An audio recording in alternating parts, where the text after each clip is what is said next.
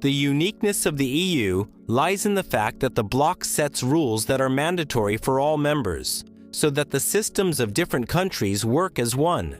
These frameworks didn't fall from the sky and weren't born out of a love for bureaucracy.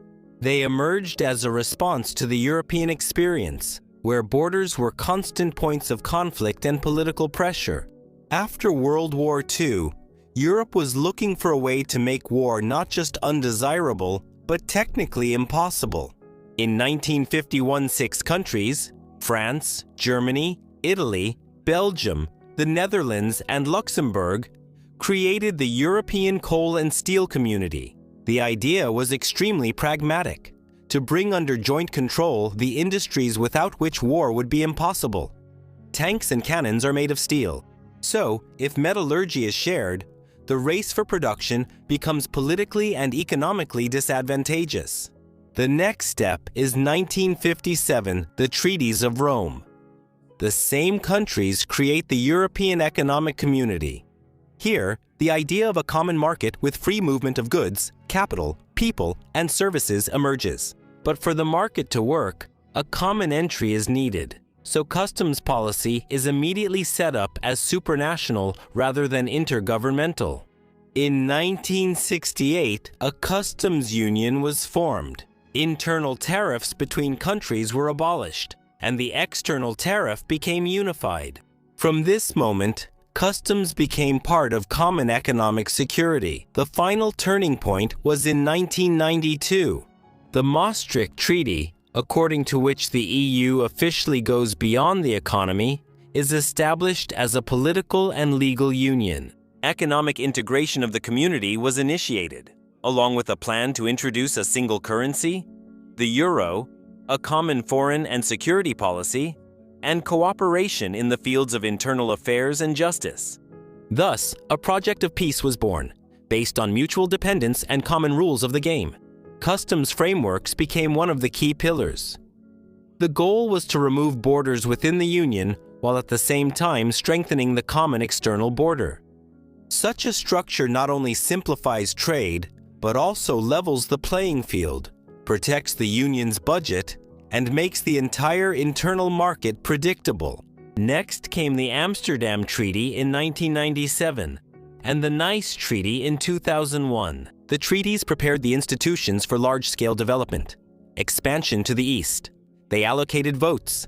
They strengthened the common foreign policy. The Lisbon Treaty, 2007. It modernized the EU, gave it a unified presence on the international stage, strengthened democratic control through the parliament.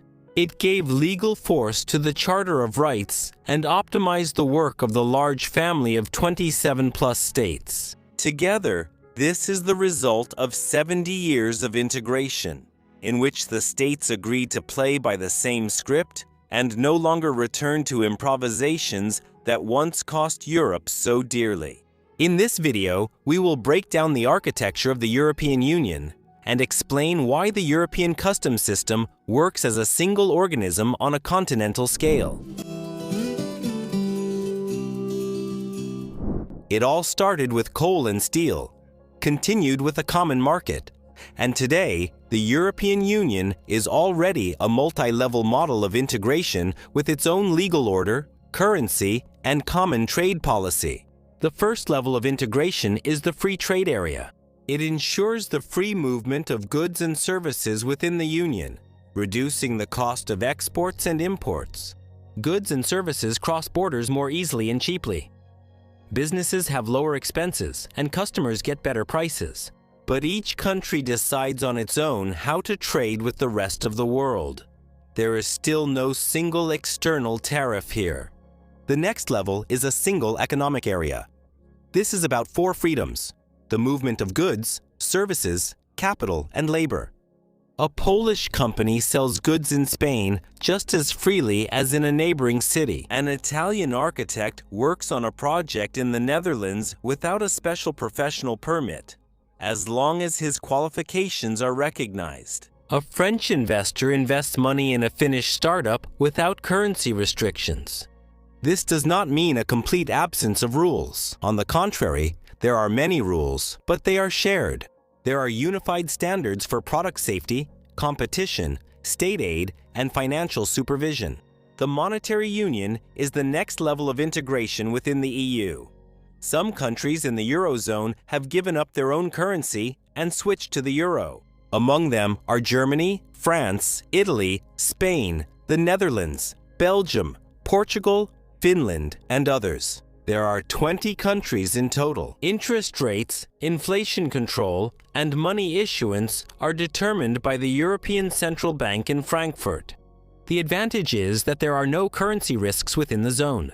There are no exchange costs, and it's easier to trade and invest. At the same time, some EU countries have kept their national currencies. For example, Poland has the zloty, Czechia has the koruna, Hungary has the forint, and Sweden and Denmark have their own krona.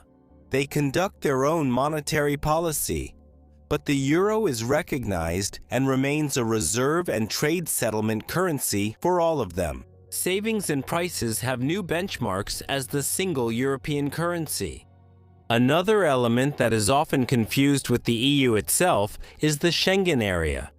It concerns not goods, but people. Schengen abolishes border controls at the internal borders between participating states. A person can drive from Portugal to Germany, crossing several countries without stopping at passport control. At the same time, a visa policy is in place, and joint control at the external borders is strengthened. It's important to note that Schengen and the EU do not always coincide. For example, Ireland is a member of the European Union, but it is not part of the Schengen area and maintains its own border regime. On the other hand, Norway, Switzerland, Iceland, and Liechtenstein are not members of the European Union, but they are part of Schengen and have no internal border checks with most EU countries. That is, it is a separate, although closely connected, dimension of integration. The customs union holds a special place in the architecture of the EU. Its essence lies in two principles. First, there are no customs duties on goods between the member states. Second, they all apply the same tariffs to imports from third countries. If the cargo is legally imported, let's say, through the port of Rotterdam, all payments are made there, and customs clearance is completed. According to EU rules, it can then move freely to Germany, the Czech Republic, Italy, or any other country within the EU. No repeated customs procedures. In fact, the customs border is shifted outward. This allows the EU to act as a single trading bloc in its relations with the world. Europe has built several levels of cooperation, and not all countries participate equally in all levels of integration. Some are in the Eurozone, some are not. Some are in Schengen, some are outside of it. Countries can be involved to different degrees, but the general logic is the same. Fewer barriers inside, more coordinated rules, and greater collective weight externally.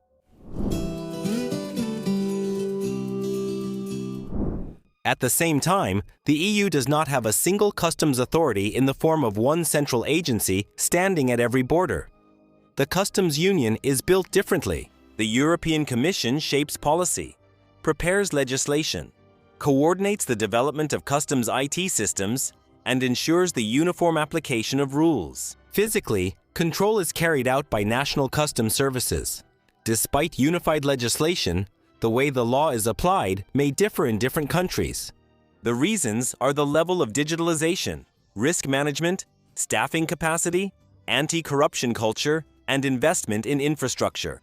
The port of Rotterdam handles 1.2 million tons daily. Per year, this amounts to about 436 million tons of cargo.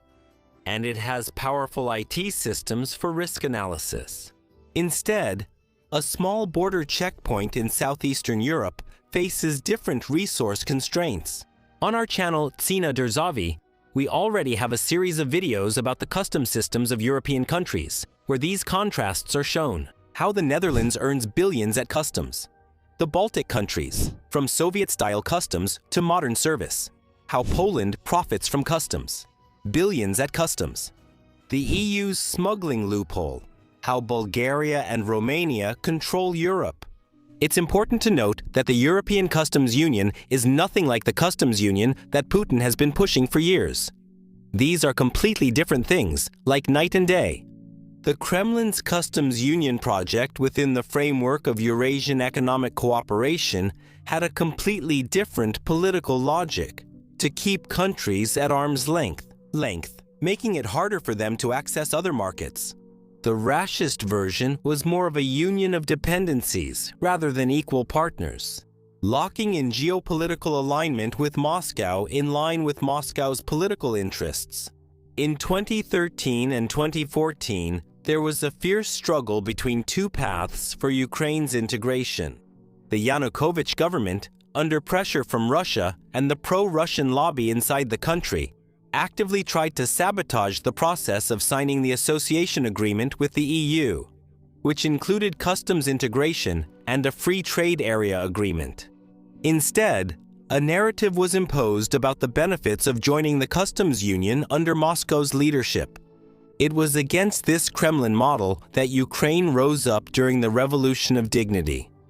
The choice was obvious: between free trade with a market of about 450 million consumers under clear rules, and political bondage disguised as integration. The customs union in Europe was created for free trade. Goods inside it are supposed to move faster, cheaper, and more predictably. If you imagine the EU as a large metropolis, then its customs system would work like a single transit highway. Entry onto this highway happens only at the entrance to the Union, where goods go through customs clearance and inspection. After that, it enters the EU internal market and can move freely throughout the territories of all member states, without barriers. As soon as the cargo gets the green light and enters this highway, that's it. It's free to move. No queues, additional checks, or stops on the way from Rotterdam to Rome or from Gdansk to Lisbon. Centralized clearance is available on this EU customs highway. It's available to companies that have proven their reliability and received special authorization. AEO status means Authorized Economic Operator. The customs declaration is submitted, say, in Frankfurt, Germany, while the physical cargo will enter the EU through a seaport in Greece. Then it moves to the final consumer and through Poland just as freely as if it were traveling on local roads. One declaration, free movement for thousands of kilometers. This is the single EU customs system and true freedom of movement for goods. So, the customs system of the European Union is like one big cross-border highway laid along its external perimeter. One tariff policy with no customs duties between countries. But the customs union is not just about tariffs. It's a common customs code, unified approaches to determining customs value, origin of goods, and classification according to the commodity nomenclature. It's a joint risk management system, exchange of customs information, and coordination in combating smuggling and fraud. And all of this is properly unified and regulated. At the heart of the customs corridor lies the Treaty on the Functioning of the European Union. It provides for the creation of a customs union, the prohibition of customs duties between member states, and the establishment of a common customs tariff for third countries. This is a founding treaty that has the highest legal force, a kind of constitution for the European customs system. All subordinate regulations are adopted on its basis. The heart of the modern customs service is the Union Customs Code. If the Treaty on the Functioning defines what a customs union is, then the Union Customs Code defines how it actually works. The code sets out the general rules and procedures applied to goods brought into or taken out of the customs territory of the Union. No local instructions, one code for the entire system, from Lisbon to Tallinn.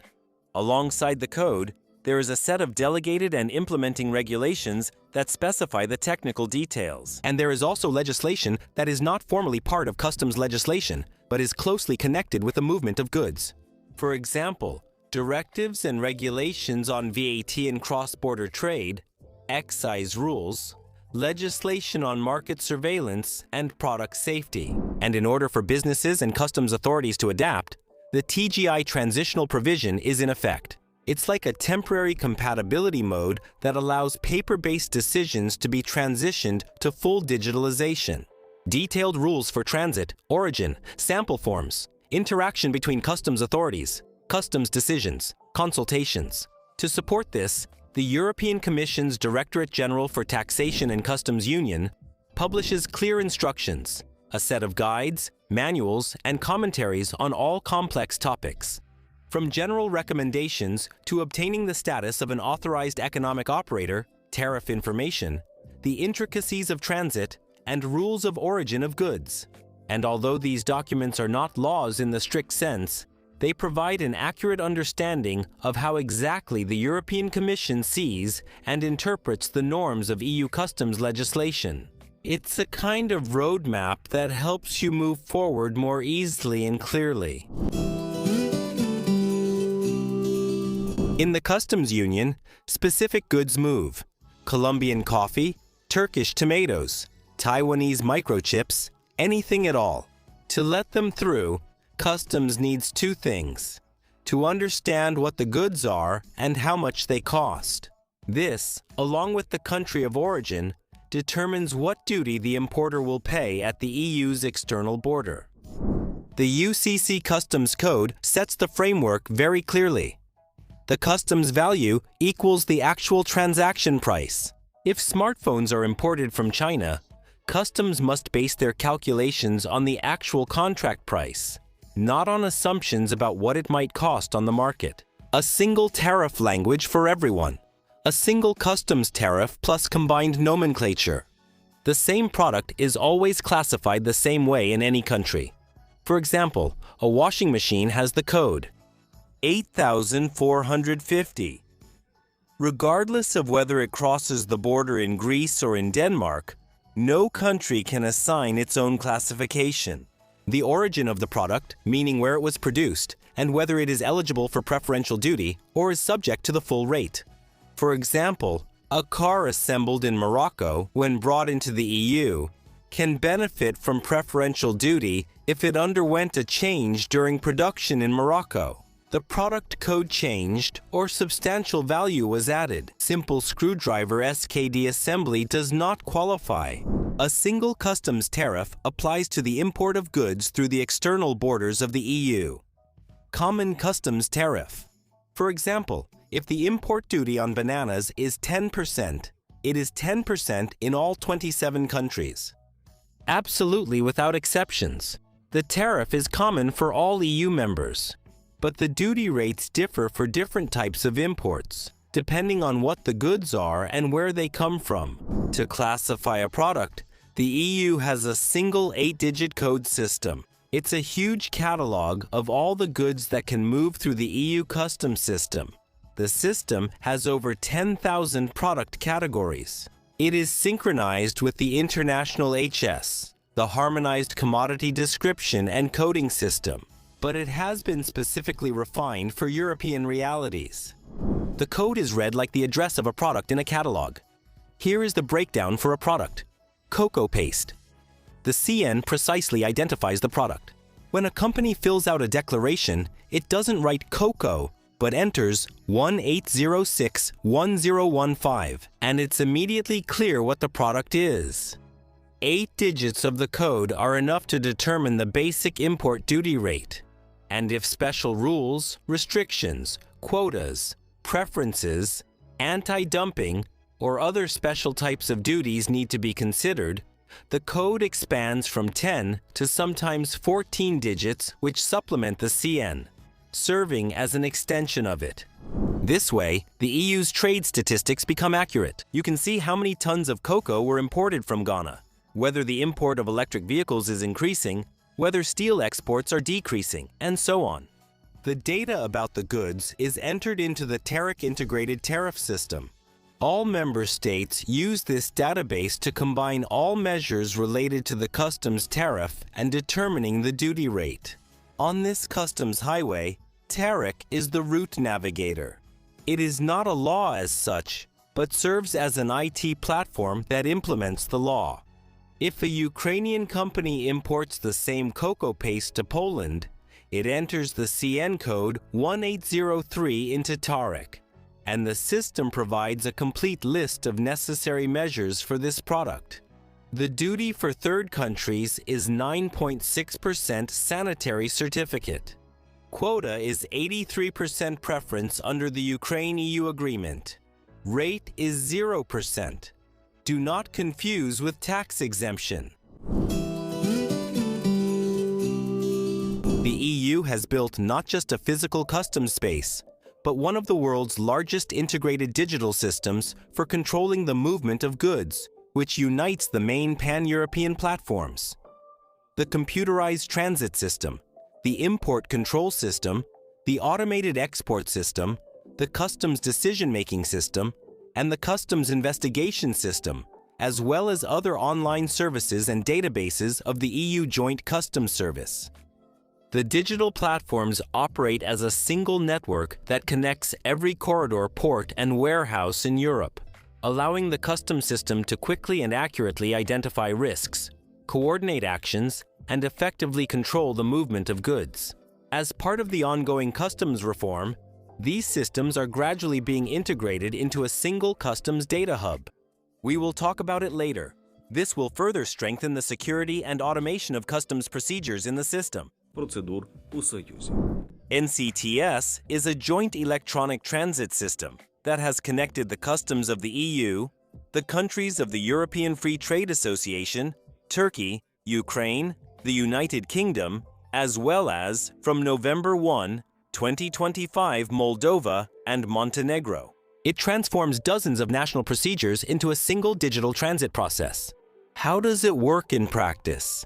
A truck with fish leaves Norway and travels through several countries to Italy. In the old system, these would be separate borders and new documents at each one. In the NCTS system, it's one electronic declaration, one route, one guarantee. When opening transit, an electronic declaration is submitted with information about the goods, the route, and the participants in the transportation. The carrier provides a financial guarantee. The system assigns an MRN number, which allows you to check the status of the cargo in a few seconds. Customs authorities can see who opened the transit and whether it was properly closed. For example, a Ukrainian company sends cargo from Lviv to the port of Lisbon. The paperwork is done once, at the start. Then Poland, the Czech Republic, Germany, France, and Spain are crossed without new customs procedures. And only at the final point in Portugal. The transit is closed, and the goods are released for free circulation or loaded onto a ship for further export. Business benefits greatly from this. Days of waiting turn into hours. Logistics becomes predictable and cannot get stuck at the border or end up in a zone of formal or informal payments.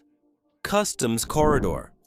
Like any customs corridor, security checks take time. ICC2 is a customs radar system that analyzes risks before the goods physically arrive in the EU.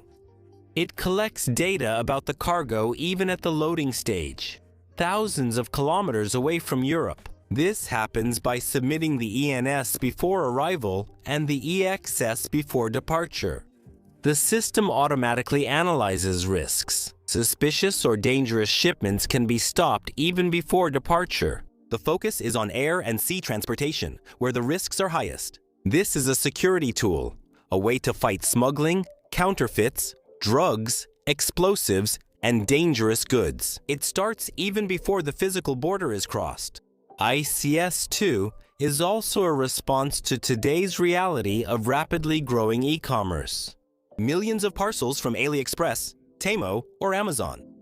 Without a digital filter, customs checkpoints would simply not be able to handle the load. The difference in approaches is simple. Traditional customs react after arrival. The European system works proactively. Most low-risk cargo passes through quickly, while suspicious ones are sent for inspection. That is, NCTS keeps traffic flowing, while ICS2 ensures transparency and security.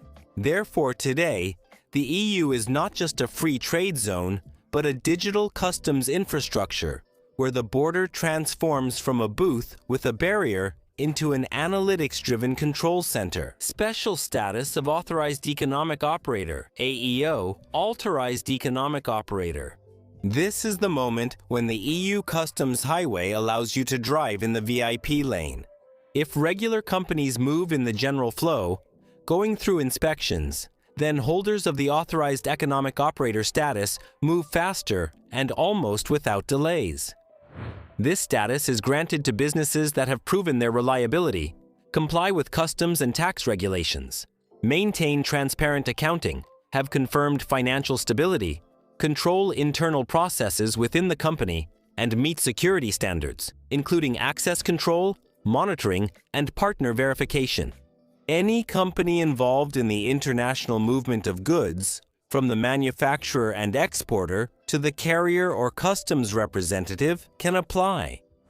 In practice, AEO status provides advantages: fewer inspections and examinations, priority in queues, and faster processing. Centralized clearance is in effect, for example, when a company operates in France and Spain, but processes everything from a single office. Financial guarantees are simplified, meaning less frozen funds and lower collateral costs.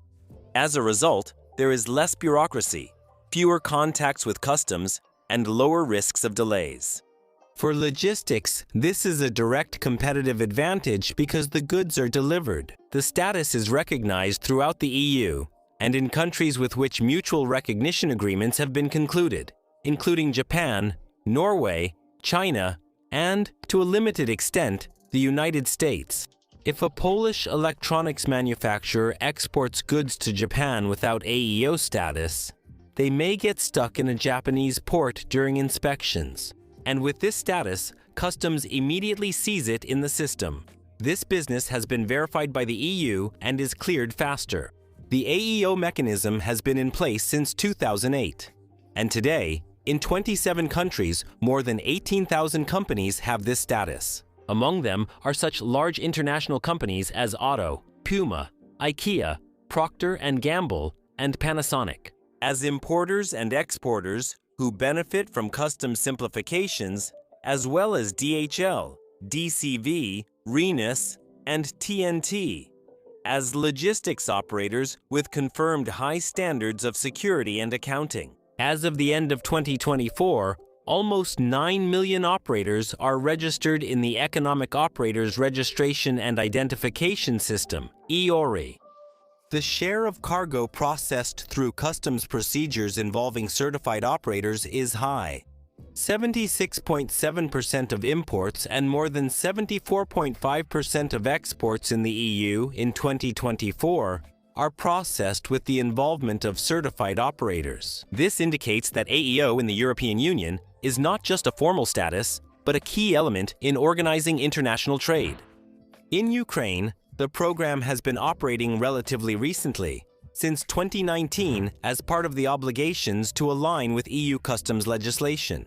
As of the end of 2025, only 110 Ukrainian companies have this status, including DSV Logistics, Comotech, Zambler, as well as individual manufacturers, importers, and freight forwarders. Despite this, the actual role of AEO in Ukraine's foreign trade remains minimal. Only a little over 4% of imports and 6.57% of exports are carried out by companies with this status. Such a gap with the EU means that most companies moving goods in Ukraine operate outside trusted supply chains. Therefore, customs operates not through simplification and a risk-oriented approach, but through total control. As a result, pressure on businesses increases, procedures slow down, and along with this, more opportunities arise for abuse by customs officers and illicit schemes. EU CSW or CSWS Certex is a single digital window for EU customs, necessary for the goods clearance process. It works as a communication point where all the necessary attestations, certificates, documents, permits, and licenses are submitted once in electronic format and automatically become available to customs and all relevant authorities. This reduces inspection time, minimizes the human factor, and makes the process less vulnerable to errors or corruption. GUM is a guarantee management system. This is a financial safeguard mechanism within the customs system. When a company imports or transports goods, it can temporarily defer paying customs duties. Instead, the government takes a guarantee as collateral. If something goes wrong, the amount will be covered. How does this work in practice? For example, a Ukrainian company is transporting equipment from Poland to Turkey through Ukraine. So while the cargo is in transit, customs duties are not paid, but there needs to be assurance that the goods won't disappear along the way. The company submits a guarantee, GUM registers it and controls the amount. When the goods officially leave Ukraine, GUM automatically releases the guarantee. The system is used for transit, for deferring duty payments, general guarantees for multiple operations, and special customs regimes. It is needed everywhere payments are on hold, but financial responsibility must be ensured. These two systems are largely invisible but important services in the EU customs system, ensuring that the movement of goods is not only fast, but also officially confirmed and financially protected. All countries in the EU must speak one digital language with customs. This language is the EU Customs Data Model, a single data model that must be used by all IT systems, businesses, and customs authorities. A common digital language means that data is entered once and understood everywhere. A risk profile created in Greece is triggered in Latvia. AEO status granted in Poland is recognized in Spain. Without this, there would be 27 incompatible IT systems. And with it, one integrated digital system. In addition, there is a unified customs declaration form for import, export, and transit. The SAD, its structure is defined in the annexes to Regulation 2016-341 and the technical standards of the UCCIA. Each country has its own entry portal. In Poland, its client. In Romania, AES. In Bulgaria, BIMIS. But regardless of the interface design, the content is the same because the format is strictly standardized. It is this unification that makes cross-border clearance technically compatible, and trade becomes easier. Taxes in the EU customs system act as toll gates at the entrance to our customs highway. After 1993, when borders between union countries ceased to exist, the question arose: how to tax trade between countries if customs clearance is legally impossible? VAT on import is the entry ticket to the EU internal market. The unified VAT system is established in Directive 2006/112. It establishes common VAT principles in the Union and sets a standard rate of no less than 15 with no upper limit, since the maximum rate is not regulated. To avoid paying VAT on every movement of goods between member states, the EU has a reverse charge mechanism that applies to intra-European supplies.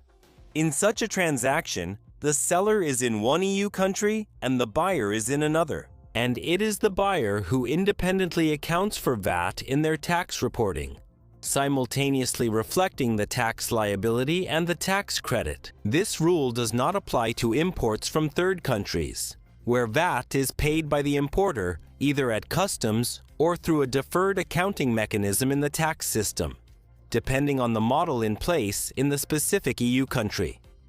Similarly, it does not apply to domestic transactions within a single country, where VAT is still charged and paid by the seller. VAT always arises at the place of destination of the goods, not at the place of dispatch. The tax base consists of the customs value plus duty plus other charges. In practice, it works like this. The importer brings the goods into the port of Hamburg.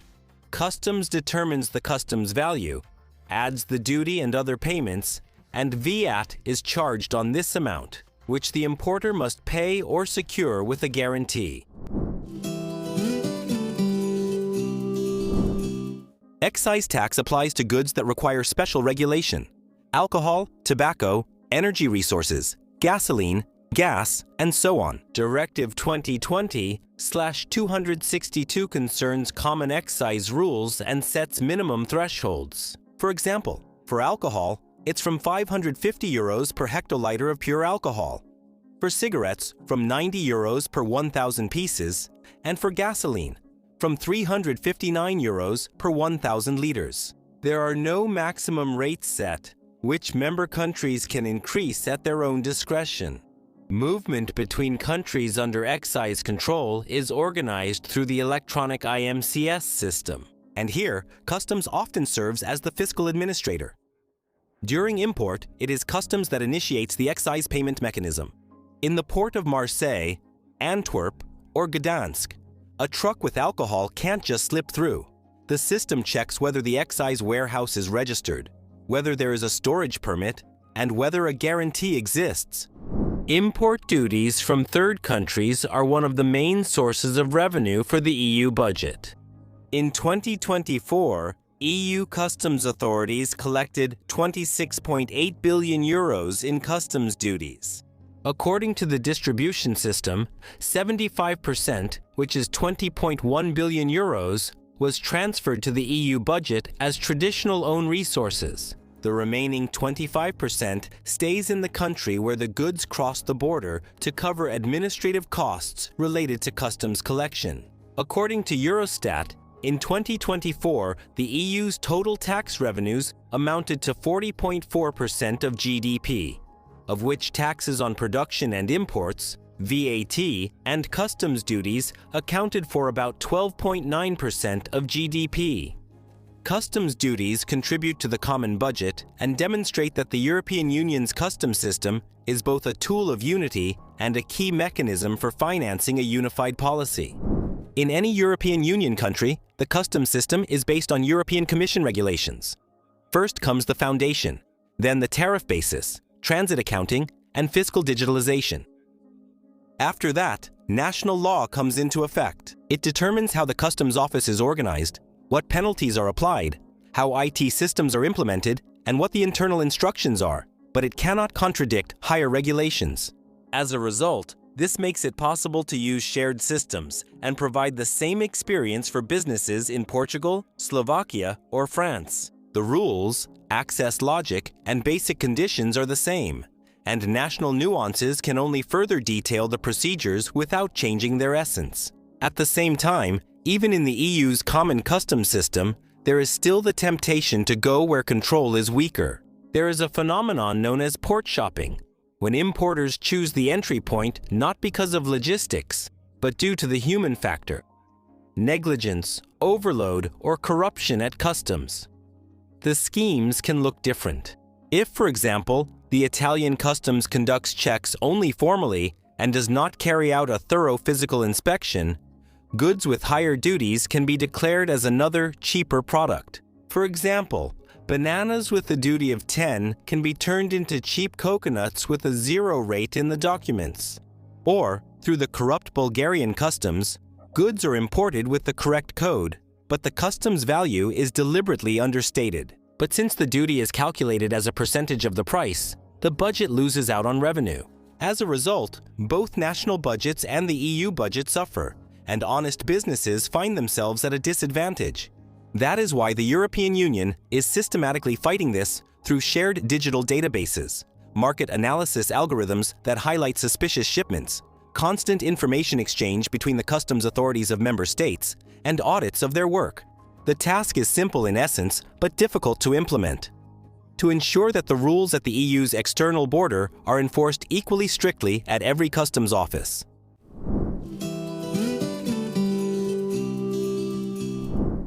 The EU has already built a customs system without borders, with unified rules, shared IT systems, and the same requirements for businesses. But that's not all.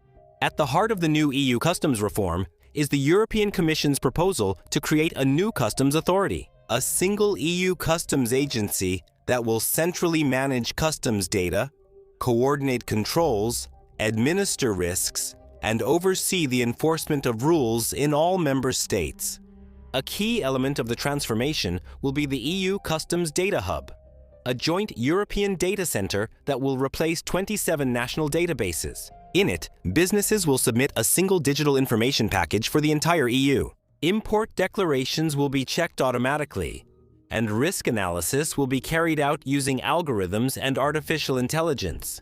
The EU Customs Data Center will provide customs authorities with real-time access to data, reduce the administrative burden on businesses, and increase the accuracy of customs processes. It will allow trusted traders to clear goods without active customs intervention through an improved system of trust and verification. Also, as part of the EU customs reform, the Trust and Check Traders system is gradually replacing the traditional authorized economic operator status. The idea is that the reliability assessment should be dynamic and digital, based not on a one-time permit, but on actual behavior and compliance with the rules, which are constantly analyzed based on customs data. The Customs Data Hub will collect information from the main EU customs systems: transit, import, export, customs decisions, and investigations. This will allow customs authorities to quickly see a company's operational history, automatically determine the level of risk, and apply less control to compliant businesses and more to suspicious operations. As a result, there will be a shift from one-time accreditation to continuous digital monitoring, which should both simplify trade for reliable companies and strengthen the protection of the EU market. At the same time, the EU is preparing a new version of the Customs Code, UCC 2.0, which provides for a transition to data-only declarations, a significant reduction in physical inspections, the possibility of fully automated customs decision-making, and a shift from traditional declarations to the data-only model. And supply chain, where customs receives data directly from carriers, platforms, and supply chain participants. An important component of the reform is also deepening integration with international partners. The expansion of the NCTS transit system to Ukraine, the Balkans, and Turkey creates an actual pan-European customs area, facilitates trade, reduces business costs, and strengthens security and sanitary control mechanisms. The effectiveness of the European customs system lies in its fundamental advantages: a single law, a shared digital infrastructure, strong legal institutions, a high level of coordination among member states, and a systematic fight against fraud. The EU is essentially building the customs system of the future, constantly updating customs regulations, moving forward toward a data-driven customs system, algorithm-based controls, and transparency in supply chains.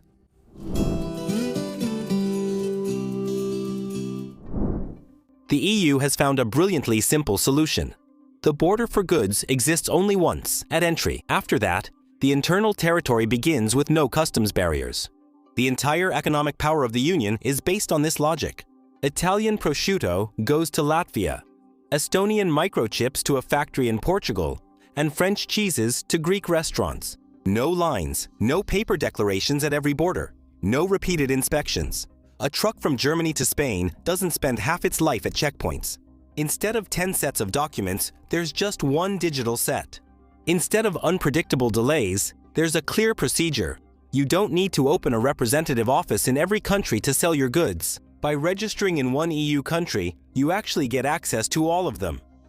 This is a goldmine for both startups and large manufacturers. Entering the EU market means access to a huge economic area that covers 27 member states with 26 million millions of businesses and about 450 million consumers. This makes Europe strong in the global market. A single electronic declaration is submitted even before the cargo arrives. The data analysis system assesses the risks. At the external border, and only there, physical inspection is carried out and all duties are paid, and the goods enter free circulation. That's why countries are so eager to join the EU and its customs union. Fewer internal barriers mean more trade, investment, and opportunities for Ukraine. Integration into this system, besides providing access to the single market, it's a way to fundamentally clean up our own customs system from chaos, manual control, and corruption schemes. Under the association agreement, Ukraine is obligated to bring its customs system closer to EU standards. The specific list of what exactly needs to be implemented is contained in Annex 15. The main items are the EU Customs Code, its acts, temporary regulations, European transit, simplification of procedures, and protection of intellectual property rights. In 2023, the European Commission officially recorded a high level of alignment of Ukrainian customs legislation with the EU acquis in its report on Ukraine's application for membership. Thus, Ukraine has made important steps toward integration with the EU customs corridor. In particular, since October 1, 2022, it has become a member of the Convention on Common Transit and the Convention on the Simplification of Formalities, and has started using the new computerized transit system. The National Program for Authorized Economic Operators is in effect. About 80 commitments under the association agreement have been formally fulfilled. The rules for filling out the declaration are generally harmonized across the EU, but full-scale implementation of the European Union Customs Data Model is required. The AEO institution in Ukraine is regulated by the Customs Code of Ukraine and by subordinate acts regarding the authorization procedure, but AEO status is only just beginning to gain traction. Mutual recognition of Ukrainian AEOs with the EU is set as a goal in cooperation, and possibly under the condition of full membership. The risk management model is conceptually reproduced in Article 320 of the Customs Code of Ukraine, which provides for the application of selective customs control based on a risk analysis and management system. The Ukrainian ASUR is a technologically advanced system, functionally comparable to European approaches, and creates a risk profile for selective inspections of goods and operations. The NCTS system is one of 17 customs systems that Ukraine must implement for accession to the EU, and so far is the only one introduced by Ukraine. In practice, this means one electronic declaration, transit through several countries, and the cargo can travel through Poland, the Czech Republic, Germany, and France without additional customs clearance, and with the same rules, common guarantees, and a single data format. The implementation of the system means not only its installation, but also its synchronized development together with other countries participating in the convention. As for the system for notifying about goods before they cross the border, ICS-2 is not new for Ukraine. An identical advanced notification mechanism has been operating since 2006, and since 2012, after the Customs Code of Ukraine came into force, it has become a full-fledged and mandatory element of customs control. That is, Ukraine implemented the advanced control model earlier than the EU, and now there is a technical adaptation of the existing system to the European ENS format. In fact, this is a synchronization of formats, not a change of the rules of the game. The rules of origin of goods in trade with the EU are regulated by Protocol 1 to the Association Agreement in 2018. This is already in alignment with the EU. Ukraine also has a global 6-digit code and its own UKTZ, 8 to 10 digits, but there is no equivalent of TARIC. Our codes differ from European ones, with extra requirements spread across various institutions and laws. That's why businesses can't just copy the European code into the declaration. Each time, it's necessary to classify the goods under the Ukrainian system.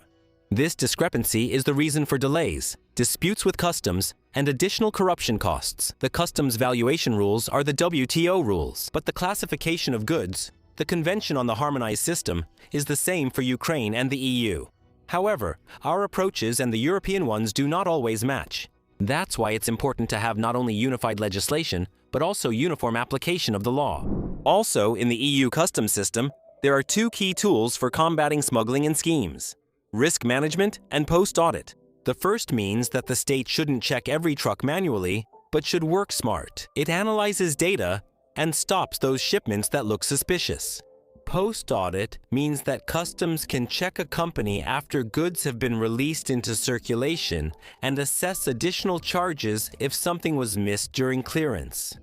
Post-customs audit, which in the EU is formalized in Article 48 and the UCC as post-release control, exists in Ukraine as documentary and on-site inspections, but is actually reduced to additional assessments. The dominant paradigm of customs work is focused on maximum checks of every document while the cargo is physically at the border, in order to collect as many payments as possible.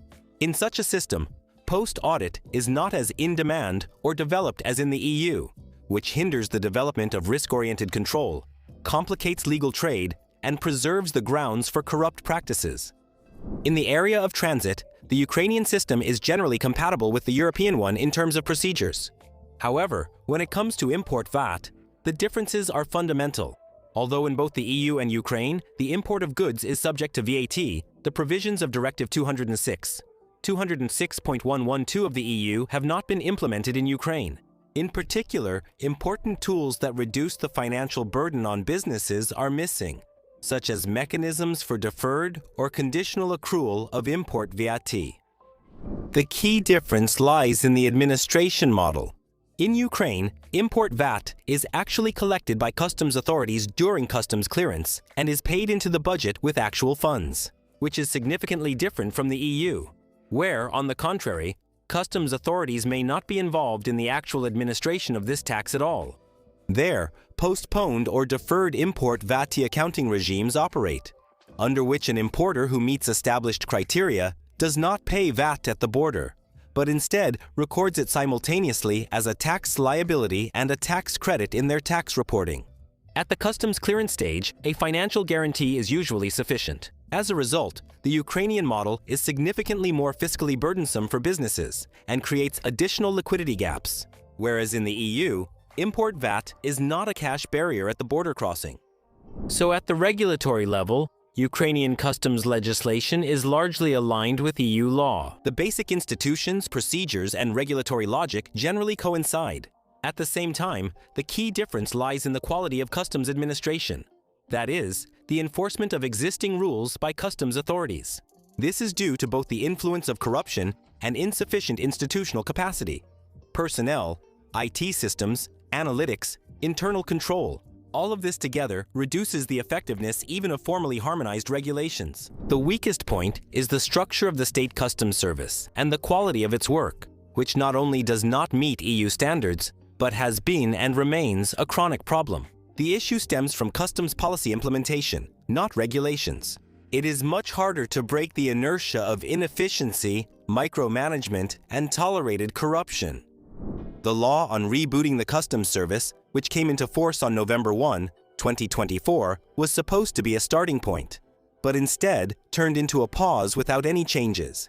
The competition for the new head of customs was delayed as much as possible and was only launched in August 2025, and the selection process itself is still stuck in procedural limbo. And during this time, 4 out of 5 iPhones coming into Ukraine are contraband. Up to 80% of Apple products entering the Ukrainian market come in as gray imports, without proper customs clearance and tax payment. Undeclared devices go through illegal channels and make up the lion's share, more than 70% of all contraband electronics in Ukraine. The institutional incapacity of the Ukrainian customs has a very specific cost. According to estimates by Case Ukraine, the Institute for Socio-Economic Transformation, and the Economic Expert Platform, gray imports and smuggling are the second largest shadow scheme in Ukraine by volume. The total budget losses reach up to 120 billion hryvnias every year. This is a hole in the state budget the size of several annual development programs. It's no wonder that in the NAPK study, businesses directly name customs as the most corrupt sector in the country, because when the structure is weak, the leadership is ineffective, and the policy only imitates control, customs stops being the border of the state and continues to be its vulnerable spot. After joining the EU, Ukraine will no longer have its own customs in the current sense. It will become part of the broader European customs system, operate under a single code, and work within a unified digital infrastructure. This will not just be an alignment of laws, as it is now, but a complete update of the system. The biggest change is the abandonment of national tariff policy. Ukraine will no longer be able to set tariffs independently. The customs tariff and UKT. They will disappear as separate systems. They will be replaced by the European CN and TARIC, in full compliance with all the rules. Ukraine will not have the right to create its own codes or change the structure. Along with this, the logic of regulation will also change. All tariffs, sanctions, certificates, environmental restrictions, and anti-dumping measures will be embedded directly into TARIC. rather than being scattered across separate laws. The second transformation block is the full UCC implementation. Ukraine is already partly at the border. Ukraine is copying it. But after accession, the National Customs Code will lose its independence. All procedures, import, export, transit, customs warehouse, temporary admission, processing, will work exactly as they do in the EU. The approach to value, origin, and agreements will also change. Customs value will be determined according to European rules and EU case law, and the rules of origin will be established by EU agreements with third countries, not by separate bilateral agreements of Ukraine. There's another fiscal block. Import VAT must be calculated strictly according to the rules of Directive 112, and excise duty will also switch to the Union's unified rules. Accordingly, the administration model will change as well.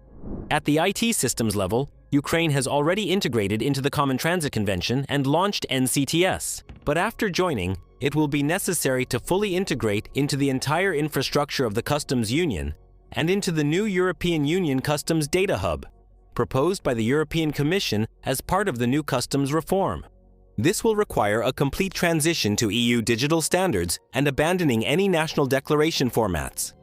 For businesses, this means making life easier. One code means one tariff rate, one set of documents, one control logic, and access to the single market without confusion or disputes at the border. Ultimately, the philosophy of work will change. In the draft of the new anti-corruption strategy for 2026-2030 customs is singled out as a separate priority area, with proposals regarding corruption challenges and mechanisms for their minimization. The EU has long been operating under a data-driven customs model. This same logic is detailed in the strategic recommendations of the NACP, based on the analysis of key issues in customs affairs. The goal is to move from subjective decisions to objective algorithms through digitalization and automation of control, transparency of procedures, and minimization of the human factor. This means that after joining the EU, such phenomena as nepotism, declaration delays, or different interpretations of rules simply will not have room to exist. They will be replaced by modern forecasting and control mechanisms based on data analysis, not on the inspector's subjective decision. The real task is integration, not copying. For Ukraine, the main thing is not just to rewrite the laws, but to rebuild the institutions and integrate them into the European architecture, to include the State Customs Service in the network of the European Customs Authority. It is this kind of comprehensive reform that the new anti-corruption strategy calls for. It views the modernization of the customs sector as a critical part of the country's overall course toward digitalization, integrity, and European integration.